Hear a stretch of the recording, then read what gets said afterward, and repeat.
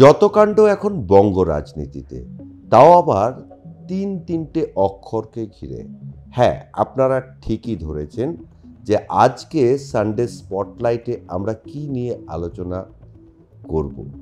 আজকে সানডে স্পটলাইটে আপনারা ইতিমধ্যেই বিভিন্ন সমাজ মাধ্যম বলুন বা সংবাদ মাধ্যমে এই ৩ অক্ষরের সঙ্গে পরিচিত হয়ে গিয়েছেন, SIR।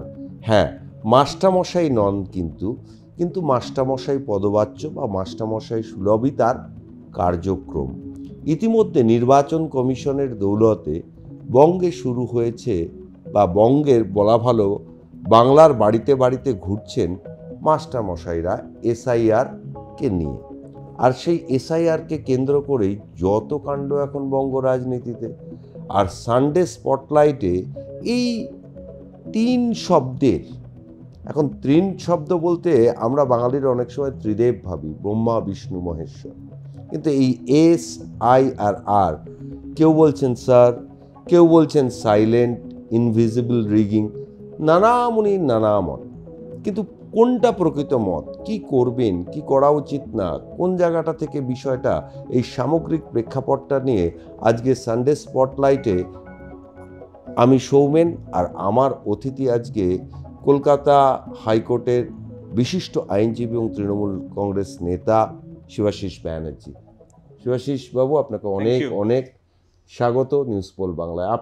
আমি যেরকম দর্শকদের ইন্ট্রোডাকশন দিলাম যে ৩ অক্ষরে বা ত্রিদেব আমরা বুঝি, ব্রহ্মা বিষ্ণু মহেশ্বর, কিন্তু এই ব্রহ্মা বিষ্ণু মহেশ্বরের জায়গায় এখন বাংলার রাজনীতিতে আসলো SIR।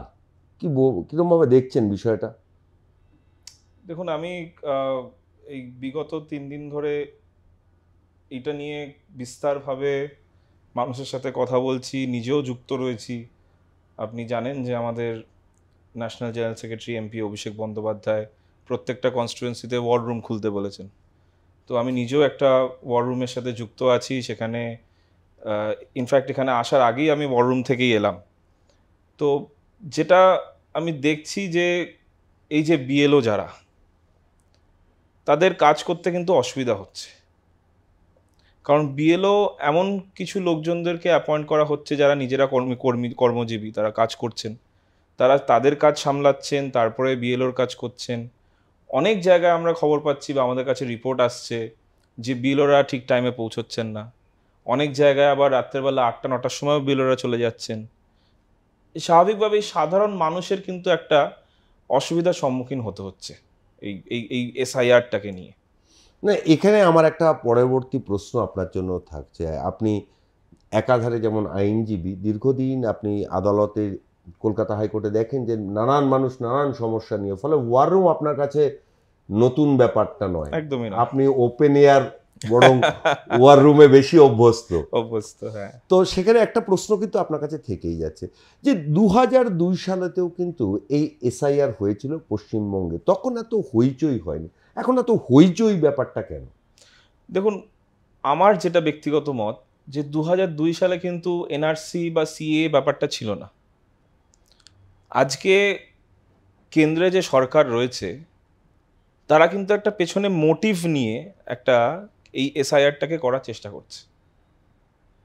আজকে ২০০২ সালে হয়েছিল, তখন কিন্তু কেউ কোনো বিরোধিতা করেনি, তখন কেউ কোনো প্রশ্ন তোলেনি। কিন্তু আজকে হঠাৎ করে কারণ আমরা দেখেছি যে কেন্দ্রীয় সরকার তাদের যে সংস্থাগুলো রয়েছে সেগুলোকে পলিটিসাইজ করছে, তাদেরকে তাদের ব্যক্তিগত পলিটিক্যাল যে মোটিভ বা ইন্টেনশন, সেই ইন্টেনশনটাকে তারা তাদের চরিতার্থ করার জন্য আজকে কিন্তু বিভিন্নভাবে তারা ইউটিলাইজ করেছে, এবং সেটা আমরা বহুবার দেখেছি। এবং আমরা যদি ভুলে না গিয়ে থাকি, সুপ্রিম কোর্ট, আমাদের মহামান্য উচ্চ আদালত যেটা সর্বোচ্চ দেশের, তারাও কিন্তু আজকে বলেছিল যে CBI বলুন বা ED বলুন, তোতা পাখি খাঁচায় বন্ধ তোতা পাখি। অতএব এর থেকে স্পষ্ট হয়ে যাচ্ছে যে তখন যেটা হয়েছিল সেটাতে কিন্তু পলিটিক্যাল কোনো মোটিভ ছিল না, নর্মালভাবে হয়েছে। আমাদের ভোটার লিস্ট সংশোধন সবসময় হতে থাকছে, আমাদের সেটা নিয়ে তো কোনো আপত্তি নেই। কিন্তু যখনই আপনি একটা কেন্দ্রীয় সংস্থাকে বলুন বা এমন একটা কাজ যেটা সাধারণ মানুষ, মানে পথ চলতি সাধারণ মানুষ, আজ আমি আপনি আজকে ক্যামেরার পেছনে যে আছে বা আজকে যারাই এখানে রয়েছে, আজকে কিন্তু সবাইকে তার বেসিক যে রাইট ভোট দেওয়া বা তার থেকেও বেশি যে আমি আজকে দেশের নাগরিক কিনা, সেইটা যদি আজকে এসে আমাকে প্রমাণ করতে হয়, তাহলে তো সেখানে অসুবিধা আছে। 2002 সালে কিন্তু এই সংশয় কারোর মধ্যে ছিল না যে আজকে আমার ভোটার লিস্টে নাম না থাকলে বা আমার ভোটার লিস্টে যদি আমার নামের পাশে কোনো গন্ডগোল থাকে, তাহলে আমাকে দেশ ছাড়া হতে হবে। আজকে আপনি ভাবুন না, আজকে কলকাতা আমি ধরুন ছেড়ে দিলাম, আজকে আপনি একটু গ্রাম বাংলার দিকে চলে যান, বা আপনি ধরুন এই যেগুলো সীমান্তবর্তী এলাকা বলুন, বা আজকে এই ধরুন ক্যানিং বলুন, বা আজকে সাউথ 24 পরগনা, বিস্তীর্ণ এলাকা যেখানে প্রতি বছরই বন্যা হচ্ছে, দুর্জয়, প্রাকৃতিক দুর্জয় হচ্ছে, ঝড় হচ্ছে। আজকে একটা মানুষের ডকুমেন্ট বাড়িতে থাকে, বন্যায় সেই ডকুমেন্টগুলো ভেসে চলে গেল, নষ্ট হয়ে গেল, তাকে তো সময় লাগবে। আর এমন বহু মানুষ আছে যাদের হয়তো ডকুমেন্ট, যেটা দিদিমণি আগের দিন বলছিলেন, খুব ভালো কথা বলেছেন, আগেকার দিনে যখন ডেলিভারি হতো তখন বাড়িতে ডেলিভারি হতো, বিশেষ করে গ্রামেগঞ্জের দিকে, শহরেও হতো কিন্তু বিশেষ করে গ্রামেগঞ্জের দিকে বাড়িতে ডেলিভারি হতো। তখন প্রতিটা গ্রামে কিছু বয়স্ক সিনিয়র যারা মহিলারা আছেন তারা এসে বাড়িতে ডেলিভারি করাতেন, তাদের বার্থ সার্টিফিকেট কোত্থেকে আসবে? সেই ফেসিলিটি হয়তো ছিল না তখন বার্থ সার্টিফিকেট করা, সেগুলো কোত্থেকে আসবে? আর আজকে কেন্দ্রীয় সরকার বলছে যে যাদের এখানে ডকুমেন্টেশন নেই তারা সব বাংলাদেশি। আজকে প্রচুর বাংলাদেশি নাকি সীমান্ত পার করে এখানে চলে এসছে। তাহলে আমার প্রশ্ন হচ্ছে, সিম্পল প্রশ্ন হচ্ছে, আজকে সীমান্ত রক্ষার দায়িত্বটা কার? আজকে যদি তারা বাংলাদেশ থেকে এখানে আসছে, তাহলে সীমান্ত ক্রস করে আসছে, সীমান্ত তো আর স্টেট পুলিশ দেখে না বা ওয়েস্ট বেঙ্গল পুলিশ দেখছে না, সেটা তো বিএসএফ এর আন্ডারে। তাহলে প্রথমেই তো ধরা উচিত বিএসএফকে।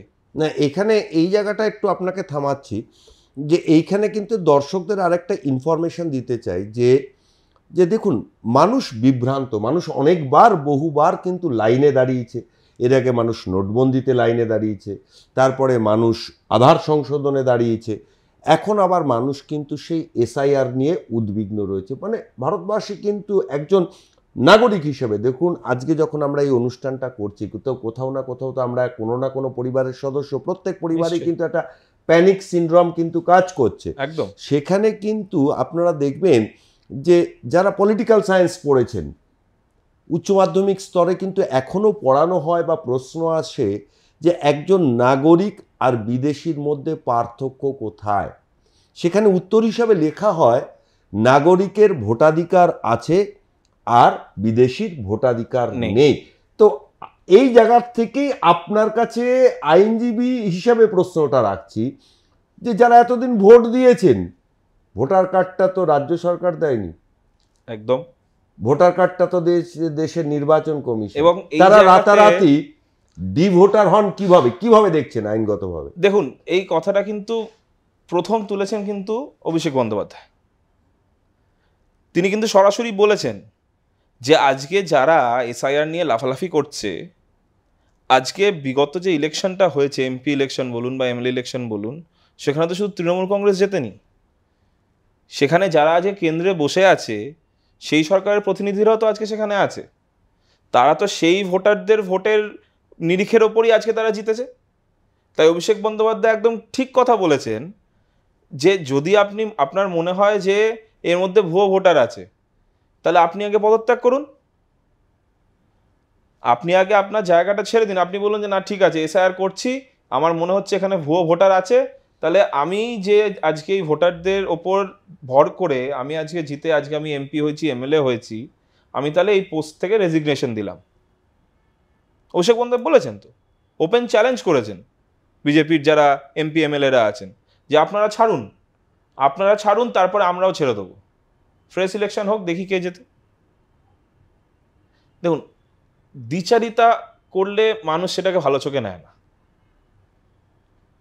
আপনি কি বললেন যখন প্রথম বিজেপি ক্ষমতা এলো, আমার এখনো মনে আছে, নরেন্দ্র মোদী বললেন যে আধার কার্ড দেশে সর্বোচ্চ একটা পরিচয়পত্র হবে, আধার কার্ডের ওপর আমাদের ভর রেখে আমরা দেশের নাগরিকত্ব সবাইকে দেব, এবং তিনি চাইলেন যে, আমার মনে হয় এটাও বলেছিল যে আধার কার্ডে মনে হয় কোনো মাইক্রোচিপ বা কিছু একটা বসানো হবে, যেটা আমাদের বিদেশে ডেটা ব্যাংক থাকবে, বা বিদেশে যেরকম করা হয় সবাইকে রেসিডেন্স পারমিট দেওয়া হয় যেটার মধ্যে পুরো ডেটা থাকে সবার, সেই হিসেবে তিনি বলেছিলেন যে আধার কার্ড হচ্ছে একটা মানুষের সর্বোচ্চ পরিচয়পত্র। যখন এসআইআর হচ্ছে, যখন বিহারে এসআইআর হলো, তখন কিন্তু আধার কার্ডকে নেওয়া হয়নি পরিচয়পত্র হিসেবে। সুপ্রিম কোর্টের অর্ডারে আধার কার্ডকে সেই লিস্টের মধ্যে তারা আনতে বাধ্য হয়েছে। কারণ কি? কারণ সুপ্রিম কোর্ট অর্ডার দিয়েছে বলে। কিন্তু ততক্ষণে তো দিল্লি ইলেকশন হয়ে গেছে, বিহারের ভোটার ইলেকশন হয়ে গেল, হরিয়ানা ভোট হয়ে গেল, সেখানে কিন্তু আধার কার্ডকে মান্যতা দেওয়া হলো না। তাহলে এই দ্বিচারিতাটা কেন? আজকে যখন নোটবন্দি হলো, প্রধানমন্ত্রী তো কোনো অসুবিধা হয়নি। আজকে অসুবিধার সম্মুখীন হয়েছেন সাধারণ মানুষ, তাদেরকে লাইনে দাঁড়াতে হয়েছে, তাদেরকে ঝড় জল উপেক্ষা করে লাইনে দাঁড়িয়ে টাকা এক্সচেঞ্জ করাতে হয়েছে।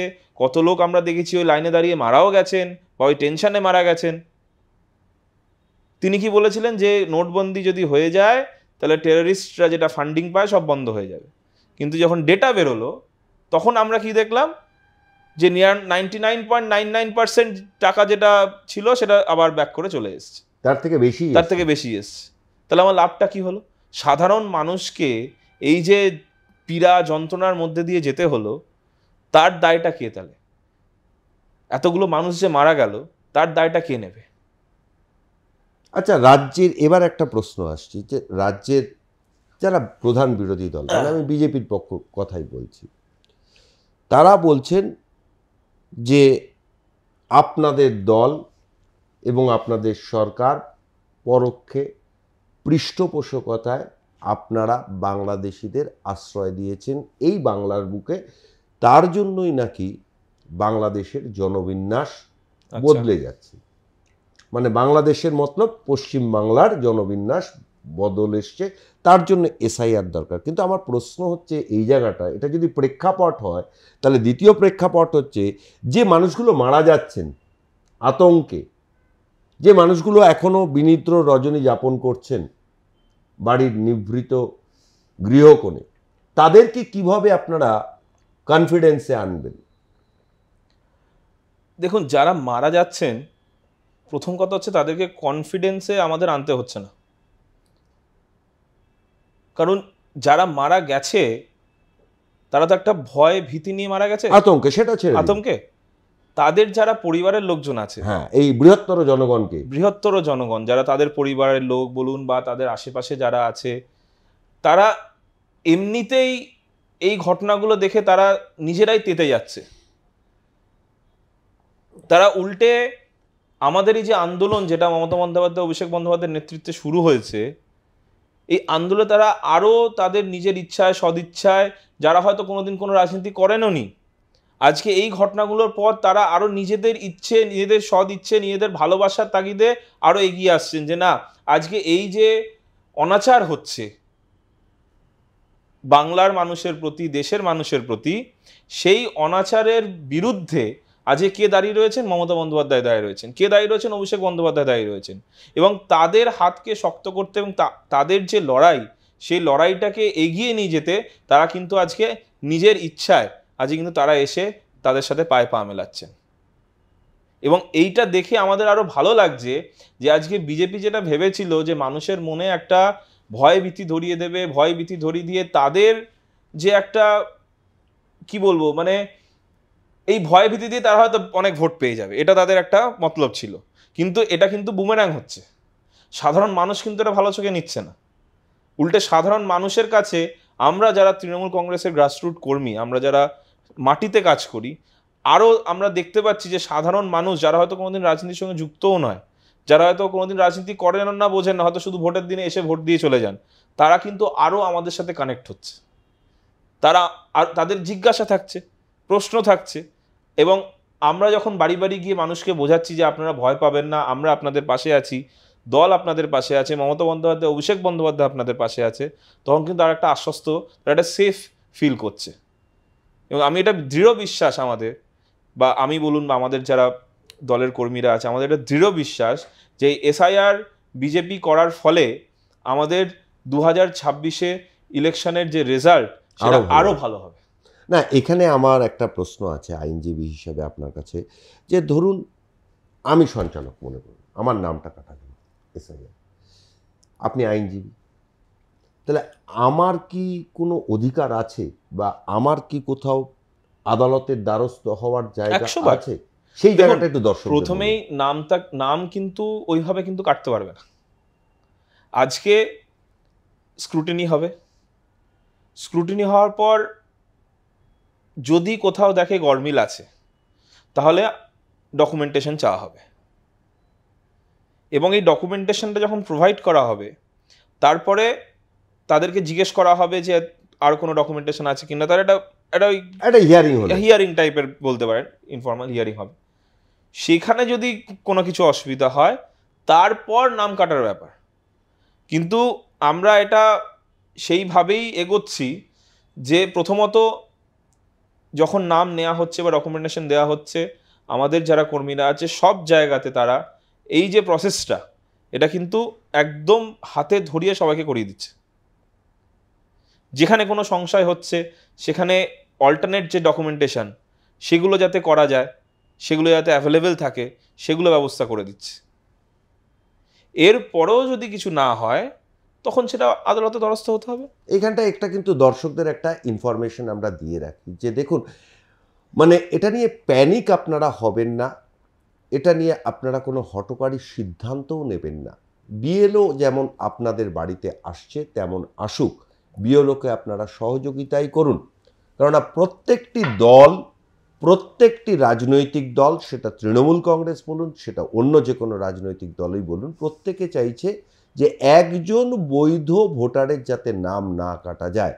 তারপরেও যদি নাম কাটা যায়, যেটা শিবাশিস বলছেন যে আইনে কিন্তু আপনি আদালতের দরজায় কড়া নাড়ার অধিকার কিন্তু ভারতের সংবিধান আপনাকে দিচ্ছে। কি ঠিক বললাম তো? নিশ্চয়ই। ফলে এটা কিন্তু যে আজকে প্রথম তালিকায় আপনার নাম উঠলো না বা নাম চলে গেল তার মানে আপনি ডিভোটার হয়ে গেলেন বা ভারতের নাগরিকত্ব আপনার চলে গেল, মানে এটা এরকমটা কিন্তু বিষয়টা না, একদমই না, তাই তো? একদমই না। আচ্ছা, এইখানে একটা প্রশ্ন যে ধরুন অনেককে বলা হয় ভারতের সংবিধান বলছে যে ভারতের নাগরিকত্বের দুটো ব্যবস্থা আছে, একটা হচ্ছে বাই বার্থ আর একটা হচ্ছে বাই প্রসিডিওর। তার মানে ধরুন আমি সঞ্চালক, আমি আজকে 15 বছর ধরে এসেছি, তাহলে আমি কেন্দ্রের কাছে, ইউনিয়ন হোম মিনিস্ট্রির কাছে তো অ্যাপিল করতেই পারি। তাহলে আমার এখানেই প্রশ্ন হচ্ছে, তাহলে আবার নতুন করে সিএএ কেন? এটা তো যারা কেন্দ্রের সরকারে বসে আছে তারাই ভালো বলতে পারবে। যে আজকে আমি যেটা প্রথমেই বললাম যে আজকে যাদেরকে বাংলাদেশি ট্যাগ দিয়ে দেওয়া হচ্ছে, আজকে আমি এই দেশে ধরুন বিশেষ করে যখন আমাদের 71-এর ওয়ার হয়েছিল, প্রচুর শরণার্থীরা এসেছিল আমাদের, তখন ইন্দিরা গান্ধী তিনি করেছিলেন। এবার তখন যারা এসেছিল তাদেরকে দেওয়া হয়েছে, আগেই সেন্ট্রাল গভর্নমেন্ট দিয়ে দিয়েছে, ইন্দিরা গান্ধীর জামানাতেই দেওয়া হয়েছে। এবার ধরুন আমি উদাহরণ হিসেবে বলছি, ধরুন এতদিন আগেকার কথা, হয়তো কোনো ডকুমেন্ট তার কাছে নেই, কাগজ নেই, সেই নাগরিকত্বের যে কার্ডগুলো দেওয়া হয়েছিল হয়তো নেই, কোনো কারণে হারিয়ে গেছে, তাহলে কি তাকে ফেরত চলে যেতে হবে? তাহলে এতদিন ধরে যে সে মানুষগুলো, তিনি বলুন বা তার পরিবারের যারা পরপর জেনারেশনের পর জেনারেশন তারা এই দেশে রয়েছে, এই দেশের হয়ে দেশে কাজ করছে, সব কিছু করছে, তার পুরো পরিবার এখানে রয়েছে, তাহলে আজকে কি শুধুমাত্র তার কাছে একটা বৈধ কার্ড নেই বলে আমি তাকে বাংলাদেশে পাঠিয়ে দেবো? আর সত্যিকারের যারা বাংলাদেশি যারা বর্ডার টপকে আসছে, আমি বিএসএফ এর যারা আধিকারিক রয়েছেন বা যারা অফিসাররা রয়েছেন, আমি তাদেরকে পূর্ণ সম্মান দিয়েই বলছি যে তারা কি করছে। না, এক্ষেত্রে আপনাকে একটু থামাতে হচ্ছে। কেন থামাতে হচ্ছে? এই আপনাদের এই যুক্তিটা রাজ্যের বিরোধী দলনেতা শুভেন্দু অধিকারী নিয়ম করে প্রতিটা জনসভা থেকে বলছেন যে রাজ্যের মুখ্যমন্ত্রী 550 কিলোমিটার জায়গা বিএসএফকে দেয়নি, তাই ফেন্সিং করা যায়নি, সেই ফেন্সিংয়ের ফাঁক বলেই অনুপ্রবেশকারীরা ঢুকছে বাংলায়, আর আপনারা তাদের ভোটার লিস্টে নাম তুলে দিচ্ছেন। এটা আমাদের প্রশ্ন না, এটা রাজ্যের বিরোধী দলনেতার প্রশ্ন। তা হতে পারে, কিন্তু ব্যাপারটা হচ্ছে আজকে একটা জায়গা পাওয়া যাচ্ছে না। আজকে তো একটা সেন্টার আর স্টেট দুজনের একটা কোঅর্ডিনেশনে কাজ হয়। আজকে সেন্টার আর স্টেটের কোঅর্ডিনেশনটা আপনি কোথায় বলুন? আজকে সেন্ট্রাল যে ক্ষমতায় রয়েছে সে আজকে দিনের পর দিন বাঙালিকে বিভিন্নভাবে তারা বঞ্চিত করছে। সে 100 দিনের টাকা বলুন, গ্রাম বাংলার টাকা বলুন, যে প্রধানমন্ত্রী যোজনা, সড়ক যোজনার টাকা বলুন, আমরা দেখেছি কিভাবে আমাদের এমপি এমএলএ দেরকে ট্রিটমেন্ট দেওয়া হয়েছে। না, ডেটা তো এখন পাবলিক ডোমেনে অ্যাভেলেবেল। প্লাস আমি এটা ব্যক্তিগত আমার এক্সপিরিয়েন্স থেকে বলছি বা আইডিয়া থেকে বলছি যে আমাদের যিনি পঞ্চায়েত মন্ত্রী তিনি বারবার করে, আজকে সেন্ট্রালের যারা নেতারা আছে তারা বলে যে আমাদেরকে ডেটা দেওয়া হয় না, কিন্তু তিনি বারবার করে ডেটা নিয়ে গিয়ে সেন্ট্রাল মিনিস্ট্রিতে জমা দিয়েছেন। আমাদের এমপিরা তাদের যখন 0 আওয়ারে তাদের বক্তব্য থাকে তখন তাদের বক্তব্যে তেনারা স্পষ্টতভাবে বলেছেন যে ডেটা অলরেডি জমা পড়ে গেছে, কিন্তু ডেটা জমা দেওয়ার পরেও তারা টাকা দেয়নি। আজকে তারা এক্সপেক্ট করেন আমাদের কাছ থেকে যে আমরা তাদের সাথে কোঅর্ডিনেট করে কাজ করব, কিন্তু আজকে আমরা সহযোগিতার হাত বাড়িয়ে দিলেও, তারা যা ডেটা চাইছে সেই ডেটাগুলো দেওয়ার পরেও যদি তারা আমাদেরকে সাপোর্ট না করে, আমাদের কথায় না শোনে, আমাদের ন্যায্য প্রাপ্য যেটা সেটা যদি না দেয়, তাহলে আপনি কি করে এক্সপেক্ট করেন যে আজকে স্টেটে আজকে যে সরকার ক্ষমতায় আছে তারা আপনাদের সাথে কোঅর্ডিনেট করবে? তালি তো এক হাতে বাজে না, তালি তো আপনাকে দু হাতেই বাজাতে হবে। না, যেমন 100 দিনের কাজের ক্ষেত্রে তৃণমূল কংগ্রেস আদালতে গিয়েছে, অন্যান্য সংগঠনরাও আদালতে গিয়েছে, একটা ঐতিহাসিক রায় দিয়েছে সুপ্রিম কোর্ট, যার জন্য কেন্দ্রের সরকার অনেক টালবাহানার পরে বাধ্য হলো এই প্রকল্প এ রাজ্যে চালু করতে। আলটিমেটলি বাংলার গরিব মানুষদের উপকার হবে, এটা নিয়ে কোনো সন্দেহ নেই। কিন্তু আমার প্রশ্ন এখানটা, এই যে এত বাংলার প্রতি বঞ্চনা, এখন তো ডেটা অ্যাভেলেবেল, ডেটার যুগ, এটা একদম নিউজ পোল বাংলাও বলছেন না, এটা শিবাশিস ব্যানার্জিও বলছেন না, ওপেন ডোমেনে রয়েছে। তা সেই জায়গা থেকেই প্রশ্ন যে তাহলে কি রাজ্যে আপনারা কি কখনো এই একটা গণকনভেনশন করে সুপ্রিম কোর্টের দরজা আবার কড়া নাড়ার ভাবছেন? কড়া নাড়বেন কি? মানে এসআইআর এর ব্যাপারটা নিয়ে, এসআইআর বলুন, বাংলার প্রতি বঞ্চনা বলুন, সবগুলো বিষয়গুলোকে যদি একটা ছাতার তলায় নিয়ে এসে, দেখুন এই যে সুপ্রিম কোর্টের রায়টা আমাদের পক্ষে গেছে, এটা তো একটা ঐতিহাসিক রায়। হ্যাঁ, একদম। এবং আমরা যে লড়াইটা বিগত 3-4 বছর, 5 বছর, 6 বছর ধরে করে আসছি, এবং যার জন্যে আমাদেরকে দিল্লিতে গিয়েও ধর্ণা দিতে হয়েছিল, এবং আমাদের এমপিদের এমএলএদের হেনস্থা হতে হয়েছিল, অ্যারেস্ট হতে হয়েছিল, এবং আমি এটা জানি কারণ আমি চাক্ষুষ ব্যাপারগুলো দেখেছি পুরোটা। এবার সেই জায়গায় দাঁড়িয়ে থেকে দেখুন, কোর্টের দরজা তো সবসময় খোলা আছে, কোর্টে তো আমরা সবসময় যেতে পারি, কিন্তু আজকে সেন্টারে যেই সরকারটা বসে আছে তারা একটা পার্টিকুলার রাজনৈতিক দলের, সেই দলের নেতা বলুন বা এমপি বলুন বা এমএলএ বলুন, তারা এই রাজ্যেও আছে।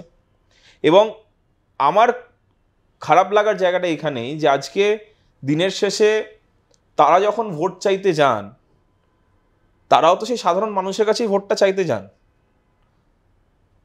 আজকে তিনি সেই মানুষের ভোট দিয়েই কিন্তু আজকে এমএলএ এমপি হচ্ছেন, কিন্তু যখন তাদের সুবিধার কথা ভাবা হচ্ছে তখন কিন্তু শুধুমাত্র মমতা বন্দ্যোপাধ্যায়, অভিষেক বন্দ্যোপাধ্যায় এবং তৃণমূল কংগ্রেসই তাদের কথা ভাবছে। তিনি এমপি এমএলএ হয়ে যাওয়ার পর তাদের যে কষ্টটা সেটা নিয়ে কিন্তু তাদের নেতাদের দিল্লিতে কি তারা বলছে না।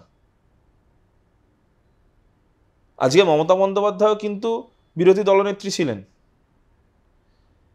তার কাছে যখন কেউ কোনো অসুবিধা নিয়ে যেত তিনি কিন্তু তখন রং দেখতেন না, তিনি চেষ্টা করতেন সবাইকে সুবিধা পৌঁছে দেওয়ার, কারণ তারা বাংলার মানুষ, তারা বাঙালি। কিন্তু আজকে খুব কষ্ট লাগে যখন কেন্দ্রের যারা সরকারে বসে রয়েছে তারা যখন বাংলাকে অপমান করে, বাঙালিকে অপমান করে, এবং বাংলা কথা বললেই সে বাংলাদেশি, এই কথাগুলো শুনতে হয়, তখন এই বাঙালি এমপি এমএলএরাই যারা বিজেপির, তারা দিল্লিতে যায়, সুযোগ সুবিধা নেয় এই বাঙালি ভোটারদের ওপর ভর করেই, কিন্তু তখন তারা কিন্তু তাদের দলের নেতাদের প্রতিবাদ করে না। এই হচ্ছে এখনকার দিনের বিজেপি বলুন বা এই বিজেপির নেতাদের হচ্ছে দ্বিচারিতা, যে তারা শুধুমাত্র নিজেদের সুবিধাটা, নিজেদের ফায়দাটা নিয়ে ভাবে। তারা কিন্তু দিনের শেষে বাংলা বা বাঙালির সম্মান বা বাংলার কি করে উন্নতি হবে সেটা নিয়ে ভাবে না। আচ্ছা, আমাদের দর্শকদের একটু বলুন যে এসআইআর নিয়ে কি কি মিনিমাম ডকুমেন্ট তারা হাতের কাছে রাখবেন। দেখুন, সবার আগে তো হচ্ছে ভোটার আইডি কার্ড, আধার কার্ড, বার্থ সার্টিফিকেট, এই তিনটে হচ্ছে মেন ডকুমেন্ট। এবং এইগুলো না থাকলে আপনাদের বাবা মায়ের মানে 2002 সালে যদি নাম না থাকে, তাহলে সেক্ষেত্রে সেই পার্টিকুলার লোকের যে গার্জেন, বাবা মা, তাদের ডকুমেন্টেশনগুলো, এইটাই হচ্ছে বেসিক নিড। এইগুলো যদি দিতে পারেন, তারপরে আরও আছে ক্লাস 10-12 মাধ্যমিকের অ্যাডমিট কার্ড। তাহলে সেটা যদি একটু এরকমভাবে বলে দেন, এই তিনটে ডকুমেন্ট না থাকলে এইগুলো দিতে হবে। দেখুন, আমি প্রথমেই বলবো যে একদম দর্শকদের একদম গাইড করে দিন। আমি প্রথমেই বলবো যে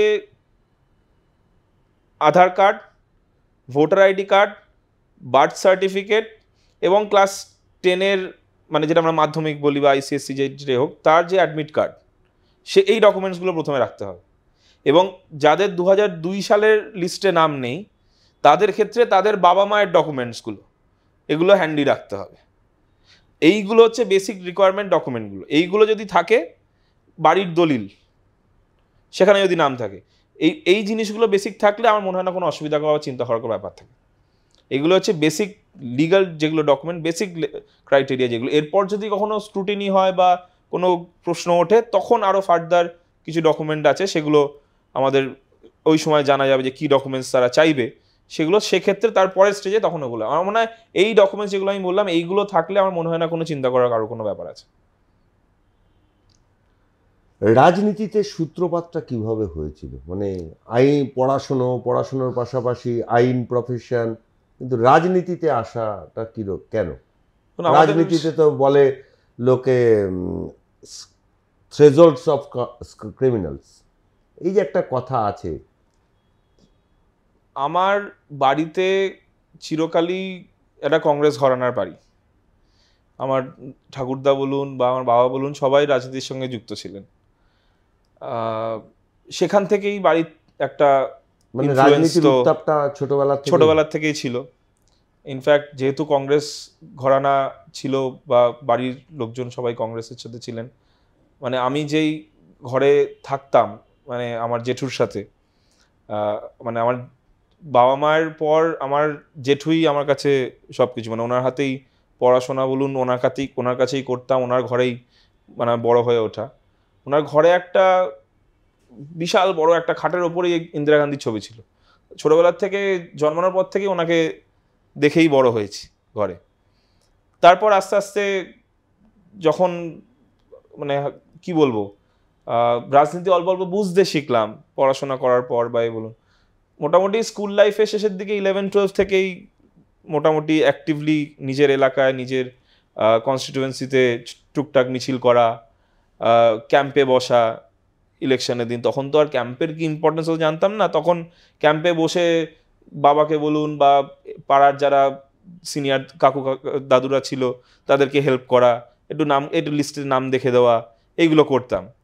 তারপরে কলেজে ওঠার পর থেকে, ল কলেজে ভর্তি হওয়ার পর থেকে প্রথম কলেজে জেনারেল সেক্রেটারি হলাম, সেখান থেকে শুরু হলো। তারপরে 2011-র ইলেকশন, প্রথম ইলেকশন আমার, যেখানে অ্যাক্টিভলি কাজ করলাম। তারপরে সে ঐতিহাসিক জয়। তারপর থেকে আস্তে আস্তে আমার যিনি মানে কি বল পলিটিক্যাল গুরু বলতে পারেন, আমাদের এলাকার যিনি সাংসদ এমপি সুদীপ বন্দ্যোপাধ্যায়, তার সাথে সাথে থেকে আস্তে আস্তে পুরো উত্তর কলকাতা জুড়ে ভোট ক্যাম্পেনিং করা, তারপরে পরবর্তীকালে সোশ্যাল মিডিয়াতে কিভাবে আরও অ্যাক্টিভলি করা যায় সেগুলো হ্যান্ডেল করা। তারপরে মাঝে 2 বছর আমি পড়াশোনার সূত্রে বাইরে চলে গেলাম, কিন্তু এমনও হয়েছে সেই সময় যে ওখান থেকে বসেও এখানকার যারা জুনিয়র ছেলেমেয়েরা রয়েছে তাদেরকে ট্রেনিং দেওয়া, সোশ্যাল মিডিয়া বলুন বা ফিল্ডে কীভাবে কাজ করতে হয়, সেইগুলো আমি মানে কন্টিনিউ করেছি। এখন যেটা দাঁড়িয়ে গেছে, এখন প্রফেশন আর পলিটিক্স, যেহেতু আমার প্রফেশনটা মানে ইনডাইরেক্টলি বলতে বলেন পলিটিক্সের সাথে একদম ওতপ্রোতভাবে জড়িত একদম, এবং সেক্ষেত্রে আপনি দেখবেনও যে প্রচুর এমন পলিটিশিয়ানরা রয়েছেন যারা এই লিগ্যাল ফিল্ড থেকেই উঠেছেন। তো সেক্ষেত্রে যেহেতু আমাদের প্রফেশনে এমন প্রচুর মানুষের সাথে দেখা হয় যারা বিভিন্ন জায়গা থেকে আসে, একদম গ্রাসরুট লেভেল থেকে আসছে। তো সেক্ষেত্রে এই প্রফেশনটা একটা বলতে পারবেন যে ভগবানের আশীর্বাদ, যে প্রফেশন এবং পলিটিক্স করাটা আমার পক্ষে ইজি হয়ে গেছে, কারণ দুটোকে ব্যালেন্স করতে সুবিধা হয়, যেহেতু একই ধাঁচের জিনিসটা, ওই জন্যে করতে খুব ইজি হয় এবং ভালোও লাগে। মানুষের সাথে থাকা, সাধারণ মানুষদের হেল্প করা, কারণ এমন মানে বলে না যে ডাক্তার আর উকিল এই দুজনের কাছে এসে আপনাকে সত্যি কথা বলতেই হবে, নাহলে কিছু উপায় নেই, সমস্যার সমাধান সমাধান হবে না। অতএব যেহেতু সেই ট্রাস্টটা মানুষ আমাদের ওপর দেয়, সেক্ষেত্রে আমরা যখন তাদের যে আমাদের কাছ থেকে যেটা এক্সপেকটেশন, সেটার ওপর যখন আমরা কাজ করি বা যখন তারা রেজাল্ট পায়, তখন যথারীতি একটা কানেক্ট তৈরি হয়ে যায়। সেক্ষেত্রে মানুষের সাথে, জেনারেল পাবলিকের সাথে বন্ডিংটাও খুব ভালো হয়ে যায়, যার জন্য রাজনীতিটা করতেও খুব সুবিধা হয়। না, তুমি যখন 2011-র কথা বললেন, তখন কিন্তু একটা প্রশ্ন আসে, তখনও সিপিএমকে, দোদণ্ড প্রতাপ সিপিএমকে দেখেছেন, একদম। আর এখনও রাজ্যের প্রধান বিরোধী দল হিসেবে বিজেপিকেও দেখছেন। কোথাও কি একটা কোয়ালিটির কত পার্থক্য মনে হচ্ছে কি না? কীরকম বিরোধী হিসাবে তাদেরকেও দেখেছেন আর এখনকার বিরোধীদেরকেও দেখছেন?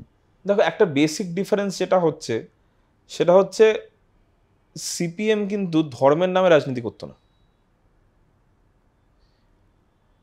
2011-তেও আমরা রাজনীতি করেছি, এবং এখন এই স্টেজে দাঁড়িয়ে আমাদেরকে মানুষের সাথে যখন ইন্টারাকশন করি না, তখন কেমন একটা ওই মানে রাজনীতির থেকেও বেশি একটা ধর্মের একটা গন্ধ পাওয়া যায়, যেটা মোটেই কাম্য নয়, মানে একদমই কাম্য না। আমরা এইভাবে কোনোদিন বড় হইনি।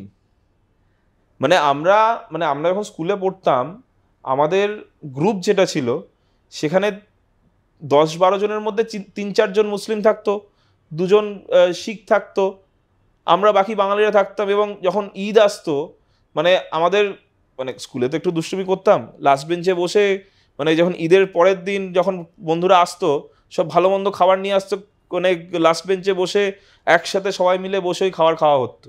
আবার যখন দুর্গাপুজো যেত, দুর্গাপূজার পরে যখন স্কুল খুলতো, নাড়ু, মিষ্টি, সবকিছু, চিড়ে, এইসব নিয়ে আমরা যেতাম একসাথে, ওরাও বসে আমাদের সাথে খেত। কিন্তু এখন যেন কেমন একটা বিভীষিকা হয়ে গেছে, যে একটা মুসলিম ছেলের সাথে বসে একটা হিন্দু ছেলে একসাথে একই পাতে বসে খাচ্ছে, ও বাবা, একে তো আর মানে এ করা যাবে না। এই জিনিসটা কোনোদিন বাংলায় ছিল না, ইনফ্যাক্ট সারা দেশে ছিল না। এখন যেন মানে একটা মুসলিম ছেলে একটা হিন্দু ছেলে একসাথে বসে যদি খায়, মানে সে তো মানে ধর্ম নষ্ট করে দিল, এমন একটা সিচুয়েশন হয়ে গেছে। এই জিনিসটাতে আমরা কোনোদিন অভ্যস্ত ছিলাম না, এবং সেটা দেখে আমাদের খুব খারাপ। ইনফ্যাক্ট আমার প্রচুর বন্ধুরা আছে যারা এখনও ঈদে আমাদেরকে ডাকে, ঈদের মানে অবশ্য তাদের বিয়ে শাদী হয়ে গেছে, তাদের ফ্যামিলি একসাথে আমাদের বাড়িতে আসে, দুর্গাপুজোর সময় হোক বা এই কালী পুজোর সময় হোক বা সরস্বতী পুজোর সময় হোক। বিশেষ করে এই সরস্বতী পুজো, লক্ষ্মী পুজো, এই নাড়ু, মানে আমার কয়েকটা বন্ধু আছে নাড়ু খেতে খুব ভালোবাসে। লক্ষ্মী পুজো হলে মানে ওদেরকে বলতে হয় না, ওরা ঠিক চলে আসবে, নাড়ুর টান এমন। এবার আমরাও ঠিক ওই সিমুই যেটা হয় ওদের ঈদে, মানে আমরাও ঠিক মানে বলতে হবে না, আমরা ঠিক চলে যাবো ওদের বাড়িতে। এবং ওদের মা বাবারা মানে নিজের সন্তানকে যত না ভালো, তার থেকে বেশি আমাদেরকে ভালোবাসে। এটাই তো বাংলার কৃষ্টি। কিন্তু এখন এমন একটা মানুষের মধ্যে ঢুকিয়ে দেওয়া হয়েছে যে তুমি মুসলিম, আমি হিন্দু। এই জিনিসটা আগে ছিল না, খুব কষ্ট লাগে এটা দেখে। একদম আমরা আমাদের সাক্ষাৎকারের একদম পডকাস্টের একদম শেষ পর্যায়ে এসে উপস্থিত হয়েছি। তো অনেকটা গাইড করলেন কিন্তু শুভাশিস আপনাদেরকে। এসআইআর নিয়ে কোনো টেনশন নেই, কোনো চিন্তা নেই, অনেক পথ কিন্তু এখনও পেরোনোর বাকি আছে। তারপরেই কিন্তু আপনি ভোটার থাকছেন না, আপনি কোথায় যাবেন, এসব কিন্তু এখনও বিষবাও জ্বলে। কিন্তু রাজনীতির জাতাকলে জীবন যন্ত্রণা কিন্তু বেড়েই যাচ্ছে। সেই যন্ত্রণা যাতে লাঘব হয়, সঠিক তথ্যটা এবং দিশাটা যাতে আপনারা পান, সে চেষ্টাই আমরা করছি। একদম শেষ দিকে প্রশ্ন, রাজনীতিতে আইডলকে, এই প্রশ্নটা জানি আপনার পক্ষে জবাব দেওয়া খুব টাফ, কিন্তু তবু একটা জিজ্ঞেস করতেই হয়। দেখো, আমি তো রাজনীতি যখন শুরু করেছি, তখন মানে আমি প্রথমে তো যখন স্কুলে পড়তাম, যখন অ্যাক্টিভলি পলিটিক্সে আসিনি, মমতা বন্দ্যোপাধ্যায়কে দেখেছি, তার কথা শুনেছি, গল্প শুনেছি, কিন্তু প্রথম থেকে যদি বলতে হয় যে কাকে দেখে রাজনীতি করার ইচ্ছে জাগলো, আমি অবশ্যই বলবো ইন্দিরা গান্ধী, রাজীব গান্ধী। কারণ আমি এখনো মনে করি রাজীব গান্ধী যদি এখন বেঁচে থাকতেন, আজকের ভারতবর্ষ অন্যরকম হতো। প্রথম কম্পিউটার আধুনিক প্রধানমন্ত্রী, মানে ওনার ভিশন, আমার মনে হয় না এখনকার দিনে রিসেন্ট যুগের কোনো প্রধানমন্ত্রী এখনো আমরা পেয়েছি যে ভিশনটা রাজীব গান্ধীর ছিল। না, আজকে আমি একটা কথা একটু ছোট্ট রিজয়েন্ডার দিচ্ছি, যে আজকে যখন বিভিন্ন সরকারি প্রকল্পে ডাইরেক্ট বেনিফিশিয়ারি সিস্টেম, মানে ধরুন আপনি লক্ষ্মীর ভাণ্ডার সরাসরি আপনার অ্যাকাউন্টে ঢুকছে, সেই তৎকালীন জামানায় রাজীব গান্ধী কিন্তু সিদ্ধান্ত নিয়েছিলেন PM to DM minus CM জানিয়ে বামেরা প্রচুর বিতর্ক তৈরি করেছিল। এটা যুক্তরাষ্ট্রের, এইগুলো হচ্ছে রাজনীতির গল্প, একদম রাজনীতির এই গল্প, এগুলো বলা হয়েছে golden side of Indian politics. তো যে কারণে আমাদের গেস্ট আজকে বলছেন যে রাজীব গান্ধী থাকলে হয়তো দেশের উন্নয়নের চেহারাটাই অন্যরকম হতো। এবং অবশ্যই মানে এটা বলতে দ্বিধা নেই যে এখনকার দিনের রাজনীতি, মানে এখন তৃণমূল, মানে অনেকে বলবে যে যেহেতু তৃণমূল কংগ্রেসে আছি বলে আমি মমতা বন্দ্যোপাধ্যায়, অভিষেক বন্দ্যোপাধ্যায়ের নাম বলছি, কিন্তু আমি আপনি মানে কি বলবো, মানে আজকে তাদেরকে দেখে অ্যাক্টিভ পলিটিক্স জগৎ থেকে করছি। এই যে মমতা বন্দ্যোপাধ্যায়ের যে লড়াই সাধারণ মানুষের প্রতি, এইটা কিন্তু একটা সকল, মানে আমার জেনারেশনের যারা ছেলে মেয়েরা আছে, আমার প্রচুর বন্ধু বান্ধবরা আছে যারা হয়তো অ্যাক্টিভলি পলিটিক্স করে না, কিন্তু তারা মমতা ব্যানার্জিকে অন্ধের মতো সাপোর্ট করে। কারণ তার যে আজকে লড়াইটা, আজকে এরা SIR নিয়ে এত লাফালাফি করে, আজকে নো আইডেন্টিটি নো ভোট, মানে ভোটার আইডি কার্ডের যে গুরুত্ব, নো আইডি নো ভোট, সেটা তো মমতা বন্দ্যোপাধ্যায়ের জন্য আজকে হচ্ছে। TN সেশন তখন ছিলেন। অতএব অ্যাক্টিভ পলিটিক্সে আসার কারণ হচ্ছে মমতা বন্দ্যোপাধ্যায়। এবং অবশ্যই এখন আমাদের যারা আমরা ইউথ যারা বলুন বাংলার, অবশ্যই ভাবে অভিষেক বন্দ্যোপাধ্যায় যে ক্যারিজমা, তার যে চিন্তাধারা জেনারেল পাবলিকের প্রতি, ইউথের প্রতি, মানে আমরা যে কানেক্ট করি তার সাথে, মানে এটা বলে না একটা এজ ব্যাপার হয়, তার চিন্তাধারার সাথে আমাদের চিন্তাধারাটা মিলে যায়, একদমই তাই। এবং তিনি নিজেকে যেভাবে আপডেটেড রেখেছেন, যেভাবে তিনি সাধারণ মানুষের সাথে মিশে যাচ্ছেন, বিশেষ করে ইউথের সাথে, এবং আমাদেরকে যেভাবে, আমাদের মতো এডুকেটেড ছেলে মেয়েদেরকে যেভাবে দলে তিনি কাজ করার সুযোগ করে দিচ্ছেন, ওই জন্য তো হ্যাটস অফ তাকে জানাতেই হবে যে এইভাবে আমাদেরকে ওপেন হ্যান্ড দেওয়া, আমাদেরকে এগিয়ে যাওয়ার জন্য আমাদেরকে সহযোগিতা করা, অবশ্যইভাবে অভিষেক বন্দ্যোপাধ্যায় আছে বলে আজকে আমরা এই সুযোগটা পাচ্ছি। আচ্ছা, যে 26-এর নির্বাচনে আপনারা যে দলের পক্ষ থেকে ডিজিটাল যোদ্ধাদের মাঠে নামিয়েছেন, সেই ডিজিটাল যোদ্ধারাও কি আপনাদের একটা, মানে প্রত্যেক সেনাবাহিনীতে বলে না ভোট তো একটা যুদ্ধ, নিশ্চয়ই, তো একটা আর্টিলারি ফোর্স থাকে, ইংরেজিতে আমরা বলি আর্টিলারি ফোর্স, যারা সামনে থেকে ময়দানে যুদ্ধ করে, একদম। তো মানে এই আর্টিলারি ফোর্স কি বিজেপিটা দেখার পরে যে নাকি এটা আপনারা? না, আমি বলবো এইটা ছিল আমাদের, আমি যেটা বললাম যে 2016-17 সালে যখন আমি বাইরে ছিলাম, পড়াশোনা করছিলাম, তখন আমি আমাদের যারা ডিস্ট্রিক্টের যারা ইউথ ছিল বা ছেলেমেয়েরা ছিল, তাদেরকে আমি সোশ্যাল মিডিয়া নিয়ে ট্রেনিং দিতাম। এইটা বরাবরই ছিল, কিন্তু এখন এইটার প্রয়োজনীয়তা আরও বেশি হয়ে গেছে, বিশেষ করে কারণ এখন বিজেপির যে IT সেল, তারা বাংলার মানুষের কাছে ভুল তথ্য পরিবেশন করছে এবং একটা শান্ত যে পরিবেশ বাংলা জুড়ে, সেটাকে অশান্ত করার চেষ্টা করছে। অতএব এই বিজেপির যে ভুল তথ্য পরিবেশন, বাংলার মানুষকে ভুল বোঝানো, এই জিনিসটাকে কাউন্টার করার জন্য, এবং মমতা বন্দ্যোপাধ্যায়ের যে প্রকল্প, মমতা বন্দ্যোপাধ্যায়ের যে কাজ বাংলার মানুষের প্রতি, বা তিনি যে কি বলবো লড়াইটা করছেন, আজকে এই যে আমাদের ঐতিহাসিক রায় সুপ্রিম কোর্টের, এটা তো গ্রাম বাংলার মানুষ চট করে বুঝতে পারবে না, এবং চট করে একটা খবর চারিদিকে ছড়িয়ে দেওয়ার সব থেকে ইজি ওয়ে হচ্ছে সোশ্যাল মিডিয়া, কারণ এখন সবার কাছেই হাতে মোবাইল ফোন, ডিজিটাল ফোন রয়েছে। তো আমাদের উদ্দেশ্যটা হচ্ছে অভিষেকদা, যেটা লক্ষ্য, যে মানুষকে এডুকেট করো, তাদের কাছে সঠিক তথ্যটা পৌঁছো, সিদ্ধান্ত তারাই নিক। সিদ্ধান্ত তারা নিক। আমরা তো বলছি না যে আমাদেরকে ভোট দাও কারণ আমরা আছি আজকে, আমরা আরও থাকতে চাই।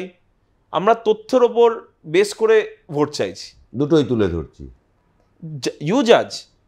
সাধারণ পাবলিক, অভিষেক বন্দ্যোপাধ্যায় বারবার করে বলছেন যে সাধারণ মানুষ হচ্ছে সর্বের সর্বা। আমরা যে কাজটা করেছি, আমরা সেই কাজ আপনাদের কাছে তুলে ধরছি, এবার আপনারা বিচার করুন যে আপনারা কাদেরকে চাইছেন। কিন্তু আপনি এই যে গ্রামগঞ্জের কথা তুলছেন, তো কিন্তু গ্রামগঞ্জে কিন্তু আবার মাঝে মাঝে এটাও অভিযোগ কিন্তু সামনে আসছে, এক শ্রেণীর নেতা কর্মীদের এত দুর্ব্যবহার জনগণের প্রতি, সেটাও কিন্তু আমার মনে হয় না, সেটাও নিয়েও বোধহয় এখন একটু চিন্তাভাবনা করার দরকার আছে। কেননা এটা হয়তো শাসন ক্ষমতায় থাকতে থাকতে যে লিগ্যাসি হয়। আমি পুরোটা না বলবো না, আমি কিছুটা আপনার সাথে সহমত যে, এবং সেটা মমতা বন্দ্যোপাধ্যায়ও বলেন বারবার করে, যে ইউ হ্যাভ টু বি হাম্বল। আজকে মানুষ তোমাকে একটা জায়গায় বসিয়েছে, তোমাকে এটা ভুলে গেলে চলবে না যে তুমি ওই জায়গাটাতে আছো মানুষের কাজ করার জন্য। এবং আমাদের দলের কিন্তু একটা বেসিক প্রিন্সিপালই হচ্ছে সাধারণ মানুষের পাশে দাঁড়ানো। আজকে তুমি একটা পজিশন পেয়ে গেছো বলে আজকে তুমি তোমার মধ্যে অহংকার আসবে, আজকে তুমি সাধারণ মানুষকে তাচ্ছিল্য করে দেখবে, এই জিনিসটা করলে কিন্তু তৃণমূল কংগ্রেস করা যাবে না। এবং আমরা এটা বহুবার দেখেছি যে যারা এই কাজগুলো করছে তাদের এগেনস্টে অ্যাকশন নেওয়া হচ্ছে, তাদেরকে আলটিমেটাম দেওয়া হচ্ছে, তাদেরকে পরবর্তীকালে গ্রেফতারও হয়েছেন, এবং পরবর্তীকালে এমন বহু বড় বড় নাম আছে যাদেরকে টিকিট দেওয়া হয়নি, যারা আগে এমএলএ ছিল এখন এমএলএ নেই, যারা আগে বিভিন্ন পদে ছিল তারা এখন সেই পদ থেকে তাদেরকে সরিয়ে দেওয়া হয়েছে। দলে একটা সিস্টেম কিন্তু মমতা বন্দ্যোপাধ্যায়, অভিষেক বন্দ্যোপাধ্যায়ের নেতৃত্বে কিন্তু দলে কিন্তু এখন একটা সিস্টেম এসছে যে তুমি যেই হও না কেন, তোমার বেসিক কাজ হচ্ছে সাধারণ মানুষের পাশে দাঁড়ানো এবং সাধারণ মানুষের যে অসুবিধাগুলো হচ্ছে সেগুলোকে শুনে সেগুলোকে সমাধান করার চেষ্টা করা। যদি তুমি সেই কাজটা না করো এবং সাধারণ মানুষ যদি উপকৃত না হয়, তাহলে কিন্তু দলে তোমার জায়গা নেই। লাস্ট ওয়ান লাইনার, সেই যেটা দিয়ে শুরু করেছিলাম, মানে বলে না কথা যে মধুরেণু সমপয়তে, তো সেই জায়গাটায় যে এসআইআর নিয়ে ওয়ান লাইনার দর্শকদের। ভয় পাবেন না, সব কাগজ দেখাবেন, এবং একটাই কথা বলবো, আমরা ভারতীয় ছিলাম, ভারতীয় আছি এবং ভারতীয় থাকব। এবং যতদিন মমতা বন্দ্যোপাধ্যায়, অভিষেক বন্দ্যোপাধ্যায় আছে ততদিন আপনাদের চিন্তা করার কিচ্ছু নেই, আপনাদের কোনো অসুবিধা হবে না, আমরা আপনাদের পাশে আছি। সানডে স্পটলাইট আজকে এই পর্যন্ত। আপনারা জানেন যে তর্কও থাকবে, বিতর্কও থাকবে কিন্তু নানা মুনির নানা মত। মুঠো ফোনে আসলো মানেই গেল রব তা নয়, কিন্তু সঠিক তথ্য দেখে নিন, যাচাই করে নিন। কেননা এই যে মুঠোফোনের মায়াজাল, আর সেই মায়াজালে অনেক সত্য কিন্তু স্ক্রলিংয়ে বাইরে বা স্ক্রলিংয়ের নিচে নেমে যায়। অনেক সময় অসত্যগুলোও কিন্তু উঠে আসে উপরের দিকে। তাই সবটাই কিন্তু বিবেচনার অধিকার, দায়িত্ব, কর্তব্যও আপনাদের। তাই আপনারা ভয় পাবেন না, আতঙ্কিত হবেন না। আজকের স্পটলাইট এই পর্যন্ত। সমস্ত খবর এবং আপডেটের জন্য চোখ থাকুক নিউজ পোল বাংলায়। নিউজ পোল বাংলা, খবর বিশ্বজুড়ে।